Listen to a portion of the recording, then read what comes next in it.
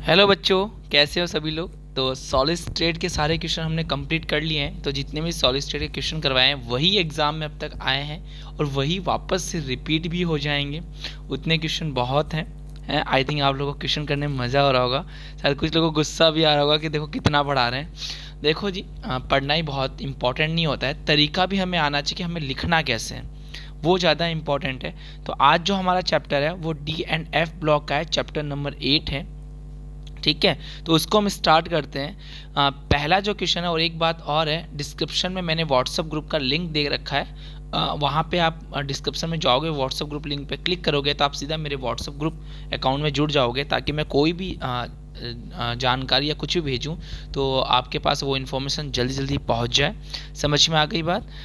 तो हम स्टार्ट करते हैं। स्टार्ट करने से पहले मेरे चैनल को लाइक कीजिए, सब्सक्राइब कीजिए और शेयर कीजिए। ठीक है, चलो आगे बढ़ते हैं। हम बात करने वाले हैं D&F ब्लॉक की, चैप्टर नंबर 8 की। सबसे पहले बात करेंगे हम लोग वेरी शॉर्ट टाइप आंसर्स की, कि अगर 1 नंबर का क्वेश्चन आता है तो उसको कैसे सॉल्व करना है, देन 2 नंबर का कैसे करना है, फिर 3 नंबर का कैसे करना है। 3 नंबर तो वैसे ही नहीं आता है, तो हम बात करेंगे 1 नंबर और 2 नंबर की। समझ में आ गई बात। तो पहला ही इंपॉर्टेंट क्वेश्चन दे रखा है, जिंक को ट्रांजिशन एलिमेंट नहीं माना जाता है, ऐसा क्यों है। तो आप सभी को मैं एक बात बताना चाहूँगा, क्योंकि जिंक के पास ऑर्बिटल होता है 3d10 4s2। समझ में आ गई बात।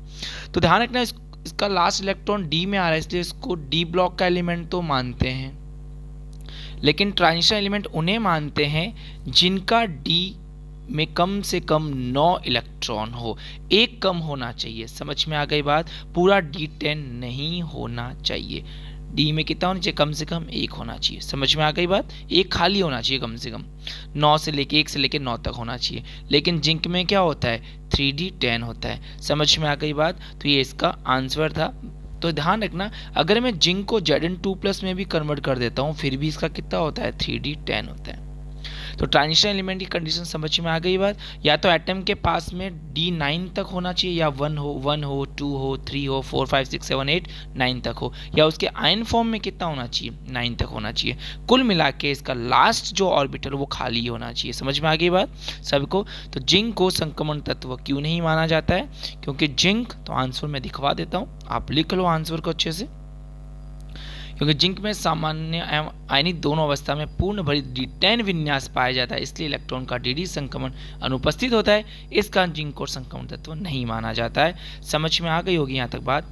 तो इसको आप लोग नोट कर लो। मैं आंसर हिंदी इंग्लिश में मैंने दोनों दिखा दिए हैं, तो आप दोनों के दोनों को लिख लेना। ठीक है, और यहाँ लिखा हुआ है ये D10, 3d10। समझ में आ गई बात। कर लोगे इसको आराम से, क्वेश्चन को कोई दिक्कत किसी को नहीं है। चलो, हाँ मैं सुन लेता हूँ तुम्हारी मन की भावना है। चलो आगे बात कर लेते हैं। अब हम नेक्स्ट क्वेश्चन की बात करते हैं। तो देखो अगला क्वेश्चन क्या बोल रहा है कि वो तो फर्स्ट क्वेश्चन का कंप्लीट हो चुका है। अगला क्वेश्चन बोल रहा है titanium +4 ion is a colourless, reason दीजिए ऐसा क्यों है। तो ध्यान रखना आप लोग, अभी से इस चैप्टर के लिए एक बात सभी लोग ध्यान रख लेना। सभी लोग, जिसमें अयुग्मित इलेक्ट्रॉन होंगे, अनपेड इलेक्ट्रॉन होंगे। किस इलेक्ट्रॉन की बात कर रहा हूँ, अनपेड, अयुग्मित इलेक्ट्रॉन। अब कोई किसी को नहीं पता अयुग्मित इलेक्ट्रॉन क्या होता है, अनपेड इलेक्ट्रॉन क्या होता है, ध्यान रखना। ये डी ब्लॉक होता है। अगर एक भी अकेला इलेक्ट्रॉन होगा, सिंगल इलेक्ट्रॉन होगा, तो उसको हम क्या बोलते हैं, अनपेड इलेक्ट्रॉन या अयुग्मित इलेक्ट्रॉन। जैसे ये तो क्या हो गया, पेड हो गया। अब अयुग्मित इलेक्ट्रॉन कितने हो गए, 4। अब कितने हो गए, 3। अब कितने हो गए, 2। अब कितने हो गया, 1 हो गया। तो आई थिंक समझ गए होंगे सभी लोग। तो देखो, जिसमें अनपेड इलेक्ट्रॉन होते हैं वो कलर्ड होता है, वो मैग्नेटिक मोमेंट शो करेगा, चुंबक के आघूर्ण दिखाएगा, वो कंडक्टिविटी या चालकता शो करता है। तो तीनों प्रॉपर्टी ध्यान रखना। तो देखो टाइटेनियम +4 की अगर हम बात कर लें, तो देखो टाइटेनियम का इलेक्ट्रॉनिक कॉन्फ़िगरेशन क्या होता है जी, 3d2 4s2। अब टाइटेनियम +4 का लिखना है मुझे, समझ में आ रही बात, +4 का। तो देखो 4 इलेक्ट्रॉन निकाल दो, 4 इलेक्ट्रॉन चले गए, कितने इलेक्ट्रॉन बचे, 0, 3d 0 4s 0। तो एक भी इलेक्ट्रॉन नहीं आया अनपेड। समझ में आ गई बात। इसलिए इसके पास कोई अनपेड इलेक्ट्रॉन नहीं होने के कारण ये कैसा होता है, रंगहीन होता है, कलरलेस होता है। समझ में आ गई सबको यहाँ तक बात, कर लोगे आराम से, कोई दिक्कत किसी को नहीं है। चलो आगे बढ़ते हैं हम लोग। एक बार देख लो अच्छे से क्वेश्चन और इसका आंसर। चलो हो गया होगा, आपको तो वीडियो पॉज करके उसको नोट डाउन कर लेना। ठीक है, चलो नेक्स्ट क्वेश्चन की बात कर लेते हैं। अच्छा पेज गिन रहे हो, 28 पेज है, हाँ पहुंच जाएंगे अभी। अगला है परा यूरेनियम तत्व या ट्रांस यूरेनिक एलिमेंट्स किसे कहते हैं। तो ध्यान रखना एटॉमिक नंबर 92 यूरेनियम के बाद आने वाले सारे एलिमेंट्स क्या कहलाते हैं, परा यूरेनियम, क्योंकि ये मैनमेड होते हैं, सिंथेटिक होते हैं, मानव द्वारा निर्मित तत्व होते हैं और सारे के सारे रेडियो एक्टिव होते हैं। समझ में आगे बात, इसलिए इनको परा यूरेनियम तत्व कहा जाता है और इन्हें सुपर हैवी मेटल भी कहा जाता है। देखो इसका आंसर दिखा देता हूँ, तो आप इसका आंसर भी लिख लेना। यूरेनियम के बाद आने वाले तत्वों को परा यूरेनियम तत्व कहते हैं और इन्हें अति भारी तत्व भी कहते हैं। हिंदी वाले लिख लेना, और इन्हें अति भारी तत्व, ठीक है, भी कहते हैं। समझ में आ गई यहां तक बात सभी को, ठीक है आगे बढ़े। चलो तो आंसर दिखा देता हूँ, आंसर देख लो और कर लो। तो यूरेनियम के बाद आने वाले सारे आर्टिफिशियल होते हैं और ये सारे अनस्टेबल होते हैं, because all of have radio active elements. Okay note down हो गया। So now the next question है आपके सामने, ये रहा। One element shows it's highest oxygen state in oxides and fluorides. देखो इसका रीजन क्या है, तो देखो मेनली जो जितने भी ये हैं एलिमेंट्स डी ब्लॉक वाले, ये हाई ऑक्सीजन स्टेट किस में दिखाते हैं, तो ऑक्साइड्स में या फ्लोराइड्स में। देखो होता क्या है, आप सभी को आईपी के बारे में आप लोग को मैंने पढ़ा रखा है ना। तो देखो डी ब्लॉक में क्या होता है, लेफ्ट टू राइट जाते हो तो आईपी क्या होती है, इंक्रीज होती है ना। अब इस आईपी को कवर करने के लिए कौन कवर करता है, या तो ऑक्सीजन कवर कर सकता है या फ्लोरीन कवर कर सकता है। इसलिए बॉन्ड भी कौन बनाता है, इससे ज़्यादा ऑक्सीजन और फ्लोरीन बनाती है। समझ में आ गई बात। तो यहाँ लिखा हुआ है कोई धातु अपनी उच्चतम ऑक्सीकरण अवस्था केवल ऑक्साइड अथवा फ्लोराइड में ही क्यों प्रदर्शित करता है, क्योंकि धातु से इलेक्ट्रॉन निकलने के बाद उनकी आईपी के मान बढ़ जाते हैं। इसलिए उच्च ऑक्सीकरण में धातु केवल फ्लोराइड व ऑक्साइड में ही पहुंच जाते हैं, क्योंकि केवल यही तत्व आयनन के लिए आवश्यक अत्यधिक आयनन ऊर्जा उपलब्ध कर पाते हैं। समझ में आ गई बात, क्योंकि उनकी आईपी ज़्यादा हो जाती है, तो उतनी आईपी तक पहुंच कौन पाता है, फ्लोरीन और ऑक्सीजन। तो इंग्लिश मीडियम वाले मैंने आपको समझा दिया है, तो आप इस क्वेश्चन को नोट कर लेना। Because oxygen and fluorine have a small size and high electronegativity, therefore elements so its highest oxygen state in oxides and fluorides। समझ में आ गई बात, because have reached their IPs। चलो जी अगला क्वेश्चन क्या बोल रहा है, देखो आपको अरेंज करना है इनके एसिडिटी के ऑर्डर में कि कौन ज़्यादा एसिडिक होगा और कौन एसिडिक कम होगा। सिंपल सी बात ध्यान रख लेना, आप लोग को ऑक्सीडेशन नंबर निकालना आना चाहिए। जिसका ऑक्सीडेशन नंबर ज़्यादा होगा वो उतनी ही एसिडिटी शो करता है। समझ में आ गई बात सभी को। तो देखो मैं सबसे पहले MnO का निकालता हूं, ठीक है, एक बार रुक जाओ। चलो हम बात कर रहे थे किसका ऑक्सीडेशन नंबर ऑक्सीजन स्टेट ज़्यादा होगी। तो ध्यान रखना जिसका ऑक्सीडेशन नंबर ज़्यादा होगा वो उतना ही एसिडिक या अम्लीय प्रवृत्ति का होता है। तो सबसे पहले मैं MnO का निकालता हूँ, ध्यान से देख लेना MnO का, ठीक है। देखो MnO में जिसका निकालना उसका x मान लेते हैं। ऑक्सीजन पे कितना होता है -2 इक्वल टू कितना होता है 0। यहाँ x का वैल्यू कितना आ जाएगा +2, कितना आ गया +2 आ गया। समझ गए आगे बात, कितना होता है 0 होता है। तो MnO पे कितना है +2 चार्ज, ठीक है। अब देखो Mn2O3 निकालते हैं, तो इसको मैं हटाता हूँ, इसको नोट कर लेना, फिर Mn2O3 का बताता हूँ। देखो Mn2O3 में कितने Mn, 2 Mn, तो 2x मान लिया। एक ऑक्सीजन पे -2 तो 3 पे -6 इक्वल टू कितना हो जाएगा 0। उधर 6 चलाएगा तो +6, तो x बराबर कितना बच जाएगा यहाँ पर x बराबर बच जाएगा 6/2 इक्वल टू +3। तो बताओ यहाँ पे Mn2O3 पे कितना है +3 है। समझ में आ गई बात, कितना है +3। यहाँ पे कितना था +2। देखो MnO2 में देख लो, यहाँ देख लो -2 -4 हो जाएगा +4, इस पे कितना है +4। तो सबसे ज्यादा एसिडिक नेचर कौन सा हो गया MnO2, फिर Mn2O3 और सबसे लास्ट में MnO। कर लोगे क्या आराम से, ठीक है। चलो तो देखो इनका एक बार मैं दिखा देता हूँ पूरे को। देखो ये आंसर दे रखा है इसने, ठीक है, तो ये नोट कर लेना। उसके बाद मैं आंसर दिखाता हूँ। देखो एग्जैक्ट आंसर ये रहा एग्जैक्ट आंसर, कर लोगे, कोई दिक्कत नहीं है ना किसी को। ये लो एग्जैक्ट आंसर है, ठीक है। तो इस आंसर को आप नोट कर लेना। उनके ऑक्सीडेशन स्टेट पर डिपेंड करती है। आपको मैंने ऑक्सीजन स्टेट निकाल के सिखा दिया है, आप देख लेना। समझ में आ गई बात सभी को। थोड़ा सा यहाँ ध्यान रख लेना, ये आप लोग MnO2 है, ठीक है, क्या है ये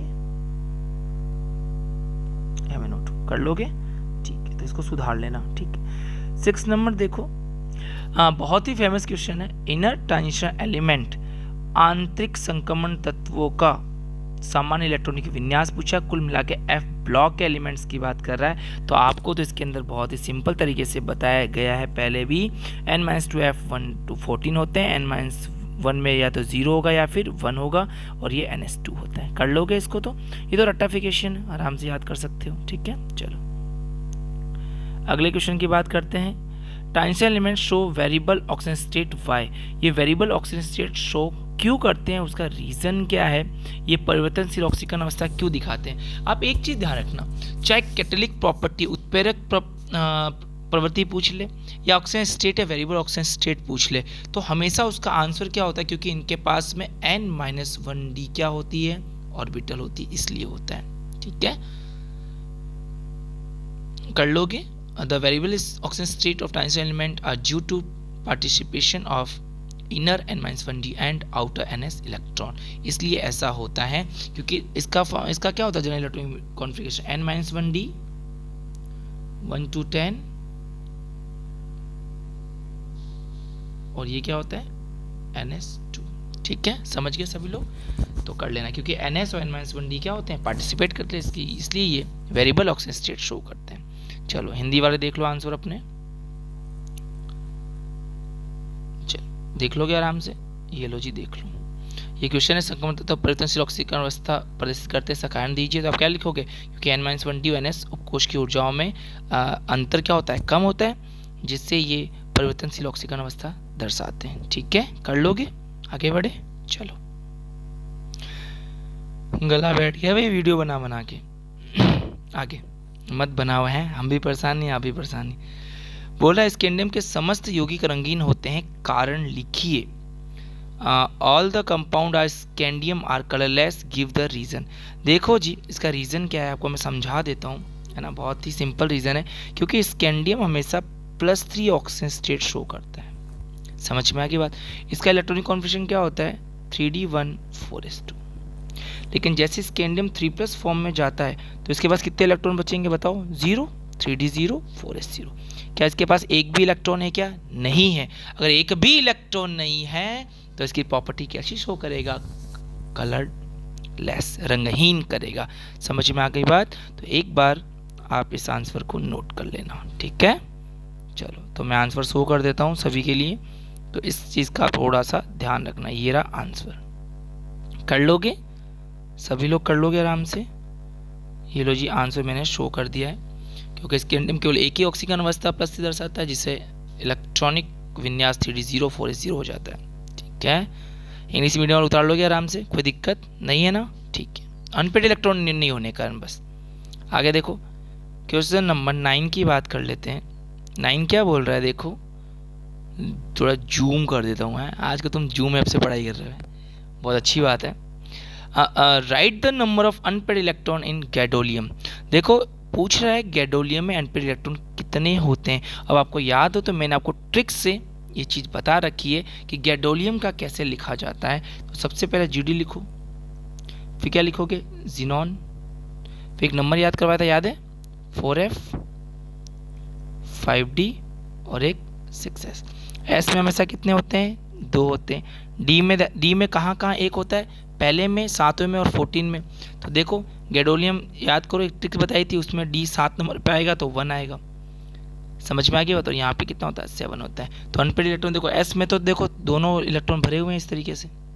D में कितना अनपेड है, देखो D में तो 1 है, कर लोगे आराम से, ठीक है। F में कितने होते हैं टोटल, 7 होते हैं, 1 2 3 4 5 और ये 6। तो देखो इसमें अनपेड इलेक्ट्रॉन ये रहा,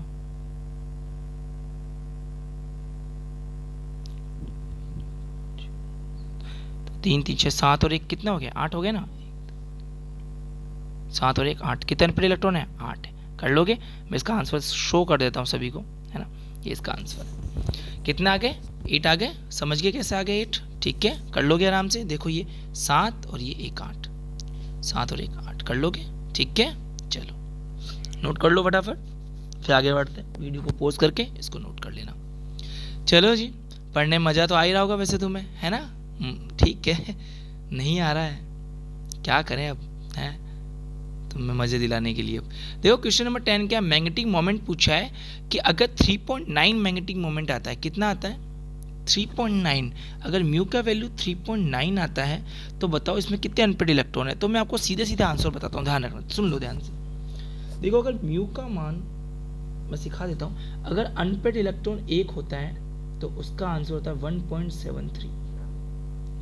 अगर n का वैल्यू 2 आता है, 2 अनपेड इलेक्ट्रॉन आते हैं तो उसका आंसर होता है 2.82। अगर n का वैल्यू 3 आता है अनपेड इलेक्ट्रॉन तो उसका आंसर होता है 3.87। अगर n का वैल्यू 4 आता है तो उसका आंसर होता है 4.89। और अगर n का वैल्यू 5 होता है तो आंसर होता है 5.91। अब तुम देख लो, 3.87 की बात कर रहे हैं, कितने अनपेड इलेक्ट्रॉन इसके अंदर? 3 है। कर लोगे तो इसको आप अच्छे से नोट कर लेना, ये आंसर निकालने का तरीका होता है। ठीक है, समझ गए सभी लोग?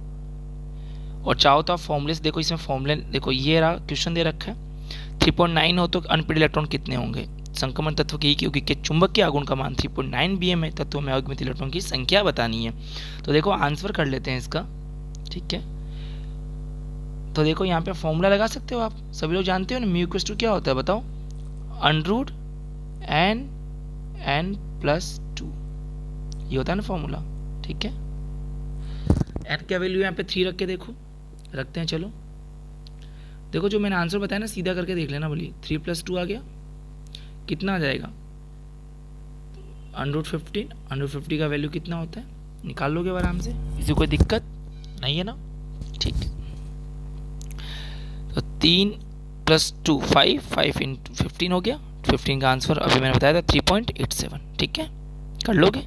चलो, तो ये फॉर्मूला यहाँ लिखा हुआ जो समझ में आ गया ना, क्या लिखा हुआ है? n+2 लिखा हुआ, और n का वैल्यू कितना रखो? यहाँ पे 3 रखो। टोटल देखो अनपेड इलेक्ट्रॉन कितने होते हैं डी में, देखो यह आंसर देख लो एक बार, देखो इतने होते हैं, 5 ही आते हैं। देखो 1 2 3 4 और ये 5, एक आया तो 1.73 कर लोगे ना? अब तो मैंने पहले बता दिया है। इंग्लिश मीडियम वाला देख लो, number of electron in this element will be 3। ठीक है, चलो शॉर्ट टाइप क्वेश्चंस की बात कर लेते हैं। लेंथेनाइट कॉन्ट्रैक्शन क्या होता है, इसे समझाइए, है ना? मैंने आपको वीडियो में बहुत अच्छे से इस चीज़ को समझाया था, लेंथेनाइट संकुचन कॉन्ट्रैक्शन क्या होता है, तो आप बाकायदा वीडियो में देख लेना। ठीक है, चलो एक बार मैं यहाँ बोल देता हूँ, लेंथेनाइट संकुचन क्या है? तो 4D श्रेणी में 5 फोर्स। तो देखो यहाँ पे थोड़ा सा ये 4D और 5D श्रेणी लिखा हुआ है ना, ये 5D है, सॉरी 4D, और ये क्या है? 5D है। ठीक है, 5D श्रेणी से आपको याद है तो मैंने आपको सिखा रखा था, देख लो, वापस एक्सप्लेन कर देता हूँ, याद करो, आपको मैंने सिखाया था स्कैंडियम, स्ट्रियम और लैंथेनम, टाइटेनियम, वेनेडियम।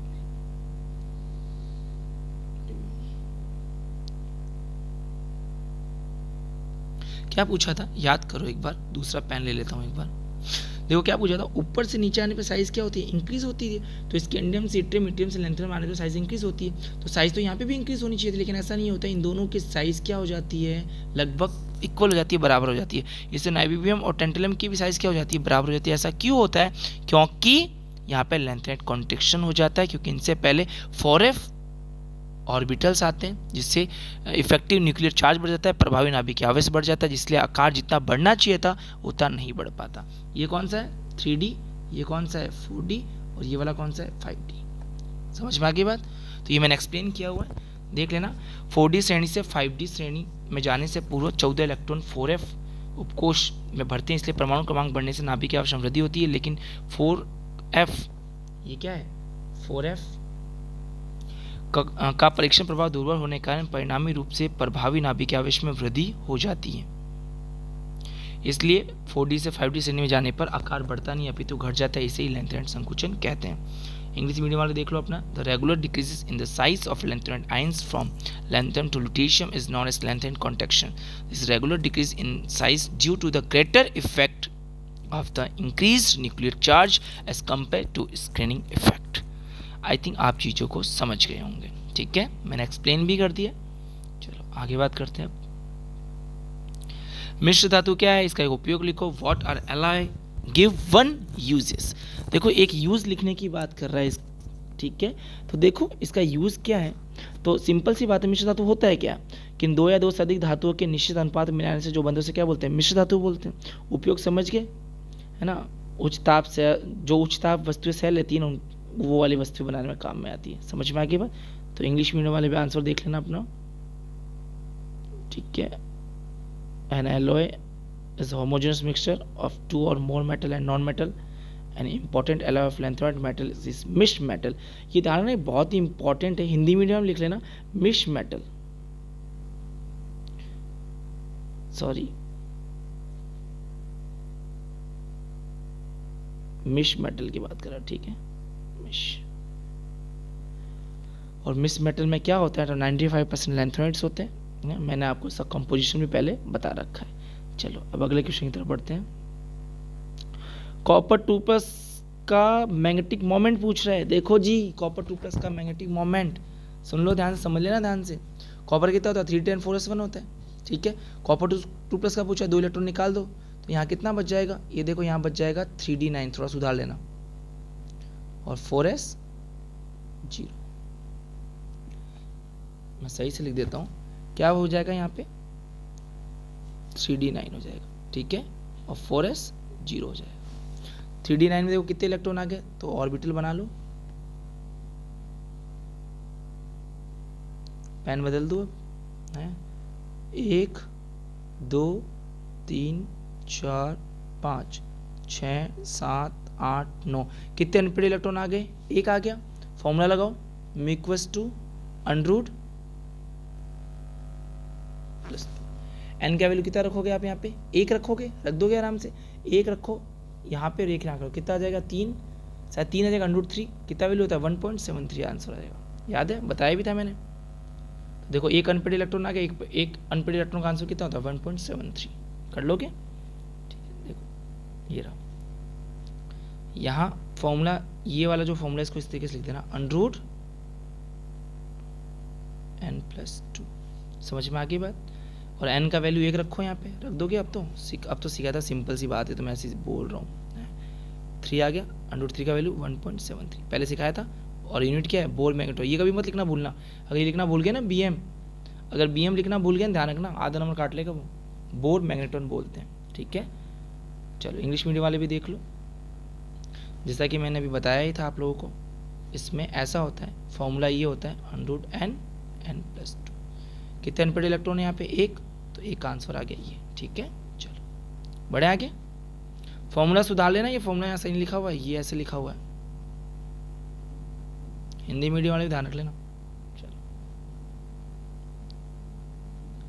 अगला है, संक्रमण धातुएं सामान्यतः रंगीन यौगिक बनाती है, कारण दीजिए। देखो भाई सिंपल सी बात है, ये कलर्ड क्यों बनाते हैं, उसका 2 कारण होते हैं। पहला तो होता है अनपेड इलेक्ट्रॉन, क्या होता है अनपेड इलेक्ट्रॉन, ठीक है, अयुग्मित इलेक्ट्रॉन। दूसरा एक बहुत ही इंपॉर्टेंट कारण है, आपको पता हो तो आपने कोऑर्डिनेशन केमिस्ट्री में ये पढ़ा होगा, शायद पढ़ा होगा आपने, ठीक है। इसको 2 पार्ट में डिवाइड किया था, 3 तो नीचे गए थे जब आपने स्प्लिटिंग करवाई थी, और 2 ऊपर गए थे। इस नीचे वाला क्या नाम दिया था तुमने, T2G, और इस ऊपर वाला क्या नाम दिया था तुमने, EG। देखो होता क्या है, जब ये इलेक्ट्रॉन यहाँ से ऊपर की तरफ जाता है तो यहाँ डी ट्रांजिशन होता है, क्या होता है, डी ट्रांजिशन होता है। इस डी ट्रांजिशन के बाद कारण भी क्या आता है, कलर आता है। समझ में आ गया, कलर आता क्यों है कि जब कोई इलेक्ट्रॉन हायर एनर्जी स्टेट में जाता है और जब वो वापस आता है तो वहाँ से वापस वो लाइट रिलीज करता है। इस रिलीज में ही जो जिस विजिबल रीजन में ये लाइट आती है उसमें वो कलर शो होता है। समझ में आ गई बात, दृश्य प्रकाश में जो भी लाइट आती है उसमें कलर शो हो जाता है। समझ में आ गई बात। तो यहाँ पे 2 रीजन लिखेंगे हम, तो क्वेश्चन तो तुमने पढ़ लिया होगा, मैं आंसर दिखा देता हूँ।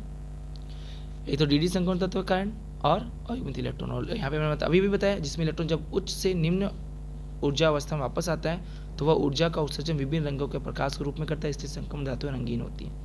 कर लोगे due to the presence of unpaired electron transition element generally form coloured compound and also shows d transition. ठीक है, कर लोगे।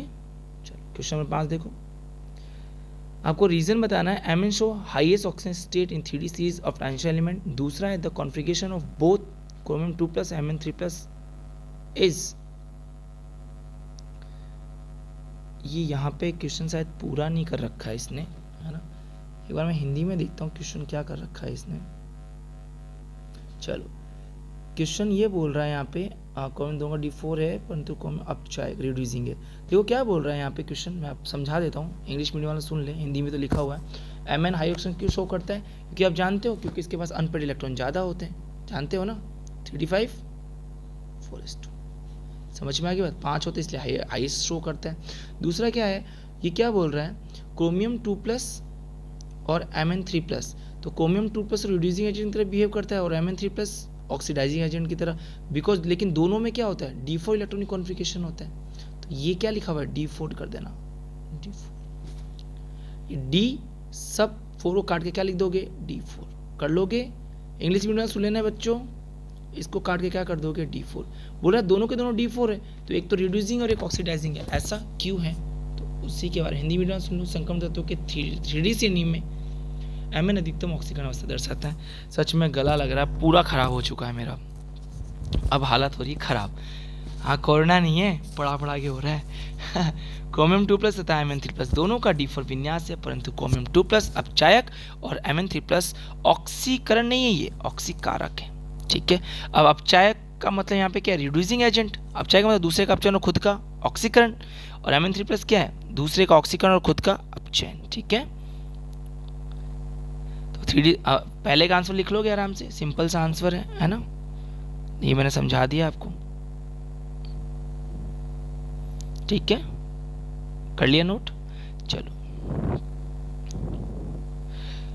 दोनों का इसमें लिखा हुआ क्रोमियम और Mn3+ दोनों का विन्यास एक समान, ये D4 है। ठीक है, D4। Mn+3 आकार से Cr2+ से छोटा होता है, इस कारण Mn+3 की विद्युत ऋणता ज़्यादा होती है, वह क्रोमियम 2+ की कम होती है, इसलिए क्रोमियम 2+ अपचाय की तरह तथा Mn3+ ऑक्सीकार की तरह व्यवहार करता है। ठीक है, तो आंसर मैं चला रहा हूँ, एक बार आंसर देख लो और नोट कर लो। तो इंग्लिश मीडियम लिख देना।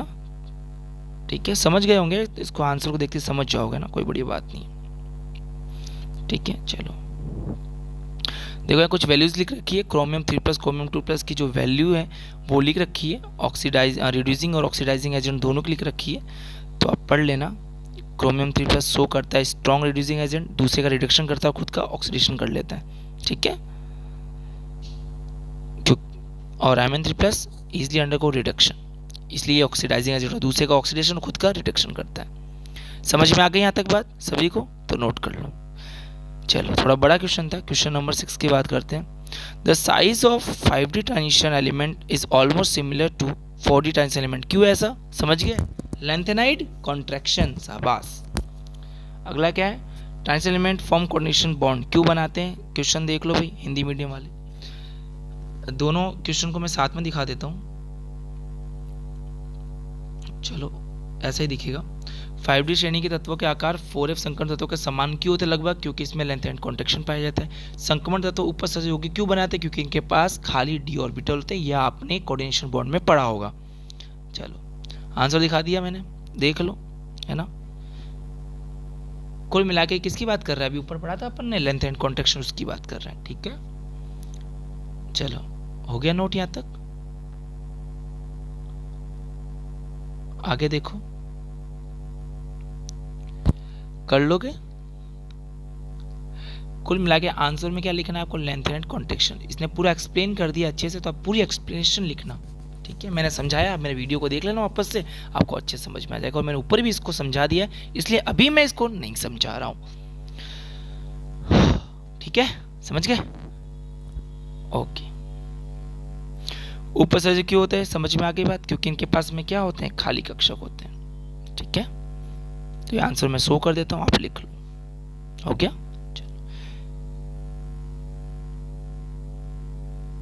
तो आंसर लिख लेना आप लोग, हिंदी मीडियम वाले। अब इंग्लिश मीडियम वाले बच्चे आंसर लिखें। पहले ए का लिखो, देख लो इसको, पूरा लेंथ एंड कॉन्ट्रेक्शन समझाया हुआ है। जब भी लेंथ एंड कॉन्ट्रेक्शन क्वेश्चन आए ना, ये जो दिख रहा है आपको पूरा का पूरा अच्छे से समझा देना। समझ में आ गई बात? चलो नोट करो फटाफट। हो गया होगा अब तक? आगे बात करते हैं। फिर ये अगले का आंसर, थोड़ा वीडियो इसको थोड़ा छोटा कर देता हूँ ताकि आपके लिए आसान हो जाए। चलो उतार लो, क्योंकि इनके पास क्या होता है, वैकेंट डी ऑर्बिटल होते हैं, इसलिए ऐसा होता है। कर लोगे आप लोग सभी लोग आराम से? चलो तो देखो पूरा थ्योरी है, मैं समझा चुका हूँ। टाइंशन एलिमेंट है vacant D orbital which can accumulate, ये accumulate लिखा हुआ है, the ligand hence they form coordination bond, the tendency to form coordinate compound increasing with decrease at atomic size and increase in positive charge in general। चलो अगला question क्या है, आपसे पूछा है डिफरेंस बता दो लेंथ एंड एक्टिनाइड में, कोई भी चार डिफरेंस पूछ रहा है, ठीक है। चलो जी डिफरेंस कर लेते हैं, है ना। ये रहा डिफरेंस, पहले इंग्लिश मीडियम वाला बच्चा देख ले। पहला डिफरेंस क्या है, बॉन्डिंग एनर्जी का। लेंथ एंड बॉन्डिंग एनर्जी क्या होती है, हायर होती है, और इसमें क्या होती है, कम होती है। ये 4F लिखा हुआ है, एनर्जी ऑफ, ये जो लिखा हुआ है ना, ये 4F है, और ये जो लिखा हुआ है ये क्या है, 5F। चलो कर लोगे। दूसरा रेडियो एक्टिव, इसमें प्रोमीथियम केवल रेडियो एक्टिव एलिमेंट होता है, लेकिन एक्टिनाइड्स में क्या होता है, यूरेनियम के बाद सारे एलिमेंट्स कैसे होते हैं, रेडियो एक्टिव होते हैं। Basic character length and compound क्या होते हैं, लेस बेसिक होते हैं। एक्टिनाइड कंपाउंड क्या होते हैं, मोर बेसिक होते हैं, ठीक है। कर लोगे। ऑक्सो आयंस ध्यान रखना, ये ज़्यादा ऑक्सो आयंस कौन बनाते हैं, हमेशा ये एक्टिनाइड्स वाले बनाते हैं, ठीक है। तो हिंदी मीडियम वालों के लिए मैं एक बार दोहरा देता हूँ। पहला पॉइंट लिखना बंद ऊर्जा, लेंथ एंड में लिख देना बंद ऊर्जा 4F की ज़्यादा होती है, एक्टिनाइड में लिखना बंद ऊर्जा 5F की कम होती है। दूसरा रेडियो एक्टिव तत्व लिखना, इसमें लिखना प्रोमीथियम के अलावा इसमें सभी नॉन रेडियो एक्टिव होते हैं, इसमें केवल प्रोमीथियम ही रेडियो एक्टिव तत्व होता है, बाकी नहीं होते। लेकिन इसके अंदर आप एक्टिनाइड्स में क्या लिखोगे, इसमें सभी रेडियो एक्टिव तत्व होते हैं, ठीक है। अब फिर बेसिक कैरेक्टर लिख लेना, क्षारीय गुण लिख देना, लिख दो कि सभी लोग सारे गुण, ठीक है। लेंथ एंड कंपाउंड क्या होते हैं, कम क्षारीय होते हैं, और एक्टिनाइड कंपाउंड क्या होता है, ज़्यादा क्षारीय होते हैं। समझ में आ गई बात? फिर आप फोर्थ पॉइंट लिख देना ऑक्सो बनाने की टेंडेंसी, ठीक है। तो ध्यान रखना ये ऑक्सो आयन नहीं बनाते, लेकिन ऑक्सो आयन बनाते हैं। समझ में आ गई बात? तो हिंदी मीडियम लिख देना, क्योंकि इसका हिंदी नहीं लिखा हुआ है। आगे देखो क्या लिखा हुआ question, the atomic radius of zirconium and hafnium is almost same, give reason. अरे भाई अब तो कर दोगे, लेंथेनाइड कॉन्ट्रैक्शन। समझ में आ गई बात? चलो जी तो आंसर लिख लो, कर लोगे। चलो तो कुल मिला के इसका एक ही आंसर है, लेंथेनाइड कॉन्ट्रैक्शन, ठीक है। देखो बार बार आ रहा है, ये बहुत इंपॉर्टेंट है लेंथेनाइड कॉन्ट्रैक्शन, इसको भूल मत जाना। इंग्लिश में लिखो आंसर फटाफट, ठीक है। देखो ये लेंथेनाइड कॉन्ट्रैक्शन मैंने पहले ही समझा दिया, ये 3 से 4 बार आता ही आता है, कुछ भी कर लूँ मैं। देखो एक बार लेंथेनाइड कॉन्ट्रैक्शन को मैं रिपीट करता हूँ, अच्छे से ध्यान से समझो। चलो देखो ये है 3D, ये है 4D, और ये है 5D। यहाँ है स्कैंडियम, टाइटेनियम और वेनेडियम। यहाँ पे क्या है, इट्रियम, जिरकोनियम और नायोबियम। यहाँ पर क्या है, लैंथेनम, हाफनियम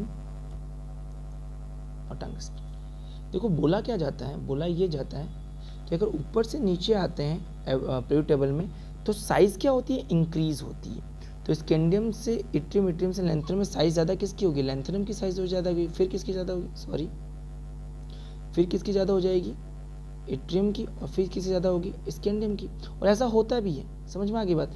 लेकिन टाइटेनियम से जिरकोनियम जब हाफनियम जाते हैं, तो इन दोनों की साइज़ क्या होती है, ऑलमोस्ट सेम होती है। इसकी भी दोनों साइज़ क्या हो जाती है, ऑलमोस्ट सेम हो जाती है। अब ऐसा क्यों हो गया, साइज़ तो बढ़नी चाहिए थी, क्योंकि इनके जस्ट आगे कौन से ऑर्बिटल आते हैं, यहाँ पे 4F वाले आते हैं। कौन से आते हैं, 4F के ऑर्बिटल आते हैं। समझ में आ गई बात भाई। 4F आने से क्या हो गया, क्योंकि देखो एक साथ 14 एलिमेंट्स के जेड इफेक्टिव बढ़ जाता है। तो जेड इफेक्टिव क्या करता है, साइज को कम कर देता है, इसलिए हाफनियम की साइज जिरकोनियम से क्या होती है, कम होती है। समझ में आ गई बात? सॉरी बराबर होती है, कम तो क्या होती है, जितनी हाफ वेव की साइज बढ़नी थी उतनी बढ़ पाती है, इसलिए किसके बराबर हो जाती है, जिरकोनियम के बराबर। इसलिए इन सभी को ट्विंस मेटल कहते हैं। क्या बोलते हैं, ट्विंस मेटल, जुड़वा तत्व कहते हैं। समझ में आ गई बात, ठीक है। तो आई थिंक सभी लोग समझ चुके होंगे, है ना। और सभी बच्चों को मैंने पहले भी बोला था कि जितने भी मैं क्वेश्चन आंसर करवा रहा हूँ प्लीज़ आप उसको कॉपी में नोट करो बच्चों, ये बहुत इंपॉर्टेंट चीज़ है। थोड़ा सा जोर आता है मैं जानता हूँ, लेकिन आपको करना पड़ेगा, है ना। सेल्फ देखो आपको करना है, मैं कितना भी बोल दूँ आपको, अगर आप सेल्फ खुद मोटिवेट होकर काम नहीं करोगे तो उसका मैं कुछ नहीं कर सकता, ठीक है।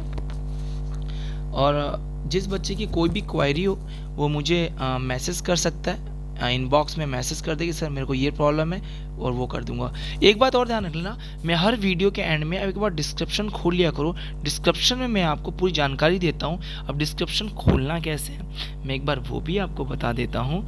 आप जब भी आप जाओगे मेरे यूट्यूब चैनल पे तो वहाँ पे डिस्क्रिप्शन का लिंक मिल जाएगा, वहाँ डिस्क्रिप्शन आप ओपन करना, वहाँ पे मैंने व्हाट्सएप ग्रुप का लिंक दे रखा है, ठीक है। वहाँ पे जाके आप उस ग्रुप में जुड़ सकते हैं। जो भी नया बच्चा है जिसके पास मेरी इन्फॉर्मेशन नहीं पहुँच पाती है, मैं उसकी बात कर रहा हूँ, तो मेरा वहाँ पे ग्रुप है, आप बाकायदा जाके उस व्हाट्सएप लिंक पे जैसे ही जाओगे ना, जैसे आप क्लिक करते हो ना, तो आप सीधा व्हाट्सएप लिंक